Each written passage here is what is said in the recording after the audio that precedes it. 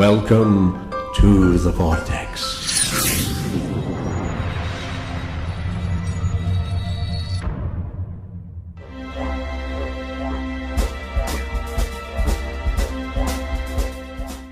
Good afternoon. My name is Dr. Matty Claire. Welcome to my show. Welcome to the Vortex. Today we have our very special guest, Christine Breese. She is a metaphysical teacher, and she is coming representing from the Metaphysical University. Welcome to have you, an honor to have you here today. Likewise, thank you so much. Thank you. We met before for a couple of minutes, and Christina showed me her brochure from the school, and that was so interesting because years ago, so that was my personal immediate, wow, I have seen this before, and I'm so interested in this, and never time, of course, to many things that we would like to do in life. So I thought, wow, now it's coming back to me. So I would like to have you tell me anything that you think it's important, most important from short from the University of Metaphysical Sciences. Well, that's a loaded question because there's so many important things to say.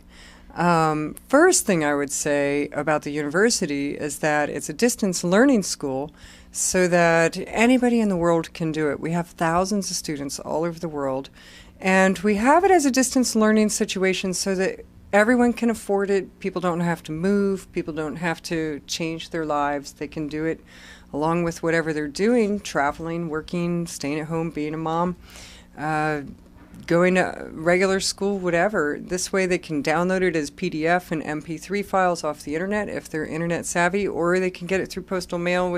We put together the binders and all the written courses and the CDs so that they don't have to put it all together. And it has a massive amount, a whole bookshelf full of material, written material, plus 65 meditations on CD, which would take place of the live classroom situation, because that's what we would do in live classes, is we would have the meditations, which are the direct experience of the concepts that are being discussed in the written material, because we can talk about it and we can hear about it and people can listen, but until you have direct experience, you don't quite get it. So we feel that it's really important to have a lot of interaction between the staff through emails and phone calls during the exam process if they want that, and also so that they can get the direct experience through the CDs and the meditations. You can get downloads of MP3s and put them right on your iPod.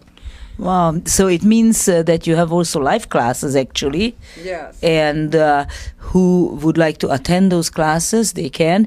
Where are your classes located? Well, we actually travel around, so you don't have to. Eventually, we're going to set up a retreat center so that people can come and spend longer periods of time and take classes in person. I used to teach classes in person all the time. For 20 years, I taught aura viewing classes, lucid dreaming, psychic skills, chakra energy, all these classes, and they're so fun to do live. So we go around and we do workshops, and but eventually we hope to have one place somewhere here in California in order to give people a chance to come and study live in person. But in the meantime, we do retreats at places like Mount Madonna or Harbin Hot Springs here in LA. San Francisco. We'll be doing something in Oregon and Washington, and we've been invited to South Africa, Australia, and Europe. So I'm traveling around so people don't have to, since it's so hard to get here to the United States sometimes for everyone. So, and mostly what I teach is consciousness expansion, which is my favorite subject to talk about, is awareness and how to become more than the human identity that we think we are. So many people believe that they're just the human, they're just this name that they've been taught they are, they're just this collection of experience, this is who they are. But that's not who we are. We're eternal consciousness having an experience temporarily in this dream that's called life. And it's possible to do lucid living, have a lucid life, and be awake while still alive in the dream, in a human form. I love the word lucid life. I think I practiced that somehow innately. It Yes. somehow came to me. It sounds good. The word sounds good to me. Yeah. And my question is to the what you. I understand the metaphysical way, different classes. You mentioned already several of them in seconds, practically. It's a lot of stuff to study. But what is the accomplishment for a student who comes to you and would like to attend the school, where this person would like to go, and what would get from the school? What would they do with their degrees, or what would they do after they graduate? I go to a school, for example, I entered late ages chiropractic college because I meant to put a dot on the I. I did so much with the human, with the body and everything, and that was kind of like came to me. So I had a particular understanding about it.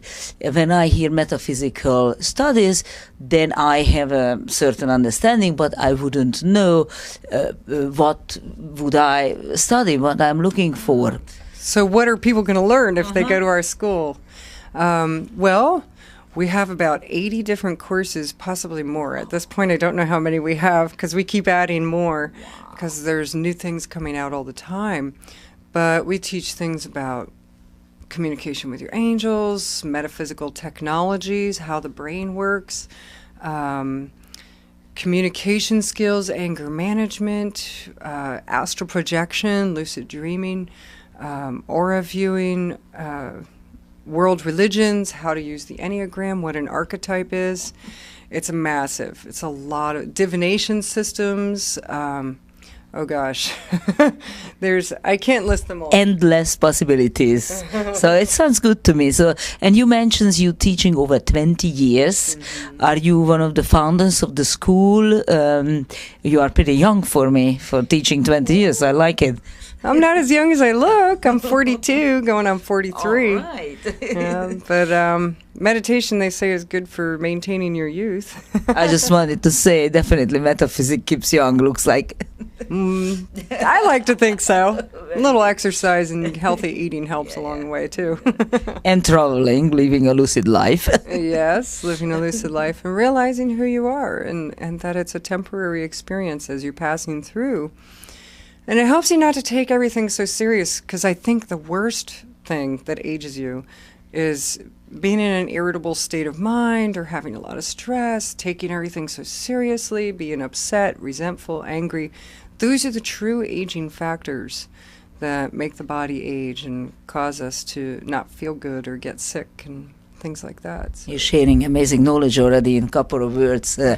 Key to long living and happy, healthy life and keeping young. Yeah. It's amazing. So some secrets here immediately. Listen, everybody, well. The secret to happiness is happy thoughts. Very good, very good. How originally did you get into this? I go back 20 years ago.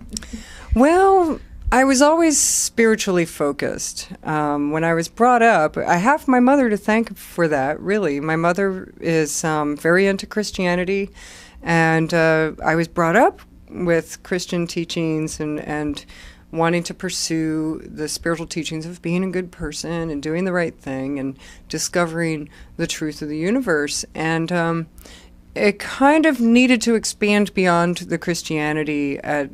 During my teen years, I started feeling, well, this doesn't feel like the whole picture. This doesn't feel like everything. And then I embarked on self-study of world religions and trying to find out, well, what's the common factor in all these religions? Because I felt like no religion was the only way to God, that there was only one path. And there was some sort of, I don't know, innate wisdom in there that just said, there's some truth in every religion, and I want to find out what it is. And it just seemed there was something deeper that I wasn't getting that I wanted to know. And so it started me on a spiritual path. And then, of course, the first astral projection really made me hot for finding out, wow, this is serious. You can have experiences outside the physical body. And so that was sort of like the carrot dangling in front of the horse that kept me on the spiritual path to find out more and more and more. And came the meditation, came the self-inquiry,